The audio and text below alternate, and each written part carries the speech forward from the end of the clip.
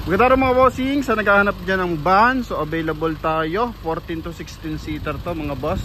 Nissan Urban Escapade na 2013 model, BX variant na merong kulay na iris green mga boss. Yan. Pakita muna natin yung kanyang interior mga boss. Yan, naka leather ang upuan dito sa front area. Original mileage to mga bossing, 124,000 ha? Yan. So eto, naka leather pa mga boss, pero pag tinanggal mo, uy ganda. Then ito yung upuan sa likod.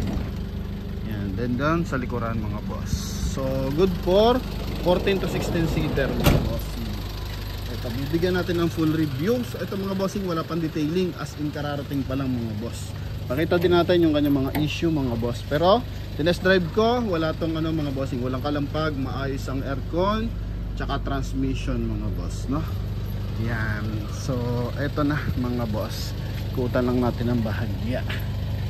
Okay, so naka bull bar pa yan, naka mags na yan mga boss. Ito yung kanyang mileage, 124,880. So dito muna tayo sa ating front area. So 2013 model to mga bossing na iris green. So sa kanya mags mga boss, R40 na naka 6 stud. So sa front area 90% red light, sa likuran mga bossing is 80% red light mga boss. Presentable yung kanyang headlight mga bossing, so wala siyang basag. Kita naman natin kung paano magtubig yung kanyang aircon. Okay, so yan. Then coding nito is Friday mga boss. So dito lang mahirap na i-clip yung ating plate, no, yung ating vanity plate. So sa likod natin ginamit mga boss. Then naka bull bar. Yan. So etong front area naka chrome to. So pag binapping to mga boss, ang ganda na ito.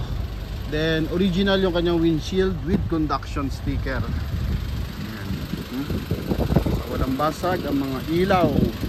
Then dito naman sa kanyang interior, so ito lamig ng aircon mga boss, presentable. Then I think stock pa rin yung kanyang 1DIN audio system mga boss. So dito sa harapan pwedeng tatlo. Yan, then presentable din yung kanyang ceiling. Okay, then dito tayo sa passenger side. Okay, pamaya papakita natin kung anong issue nito. Ito mga bossing is naka leather, no, yung cover, pero pag tinanggal mo yung leather mga boss, so gara ng upuan, no. So I think converted na yung ganito mga boss. Yan, no, bakal na. Okay, pero ang ganda ng pagkakagawa mga boss. So nakapangalan pa to sa first owner. Yan yung kanyang ceiling, mga switches, so maayos lahat. Pati yung kanyang aircon blower. Yan, smooth ang pinto. Okay, naka bull bar tsaka stat board. Sa likuran, eto mga boss, yung likuran yan. Yan, dito sa likod I think 3 or 4. Then dito magkabilaan. So pagpalagay natin 6. So pinakang mababang masasakay dito is 14 seater mga boss. Pag siksikan is abot hanggang 16 seater. Yan. Okay, so kung pampamilya, pannegosyo, pwede to mga bossing. Yan. So eto ang issue lang mga boss dito, alam ko. Nagana pala. So kanina ka pa kasi hindi ko ma-open. So nag-o-open naman pala siya. Kasi kanina minalwal kong open sa likod, sa loob. Yan, pero okay naman pala mga boss. Ito lang mga issue niya, mga gas-gas. Yan, oh. Okay, yung bull bar niya naka-tape na. Yan, so it's normal na sa second hand. Pero yung tail light tsaka yung sidings latag naman. May mga konting gas-gas lang. Gulong 80% red light to, no? Then R14. So wala pa tong detail mga boss. Yan, sa tint niya ayos pa naman yung tint mga boss. May mga bubbles ng bahagya. So kung ano naman hindi pa kailangan palitan, so pwede pa. Limited pa lang naman yung mga part na merong bubbles, no? Yan. So interior, front area.